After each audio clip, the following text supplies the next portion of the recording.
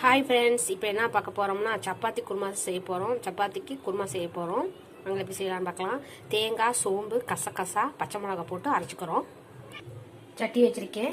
சட்டி காஞ்சிருச்சு. எண்ணெய் ஊற்றுறேன். எண்ணெய் காஞ்சிருச்சு. பட்டை போட்டுக்கிறோம். ஏலக்காய், கிராம்பு, சோம்பு, அப்புறம் கருவேப்பிலை, புதினா கொஞ்சம். நான் ஏன் புதினா போடுறேன்னா கொஞ்சம் நல்லா வாசனையாக இருக்கும்ல, அதுக்காக தான் போடுறேன். அதுக்கப்புறம் வெங்காயம். ஆல்ரெடி தேங்காயில் பச்சை மிளகா அரைச்சிருக்கேன். இன்னும் 5 பச்சை மிளகா போட்டுக்கிறோம். தக்காளி போட்டுக்கிறோம். இஞ்சி பூண்டு பேஸ்ட்டு, மஞ்சள்தூள், மிளகுத்தூள், கறி மசாலா, மட்டன் மசாலா, கொஞ்சம் தண்ணி நமக்கு தேவையான அளவு. அரைச்சி வச்சதை கொட்டுறோம்.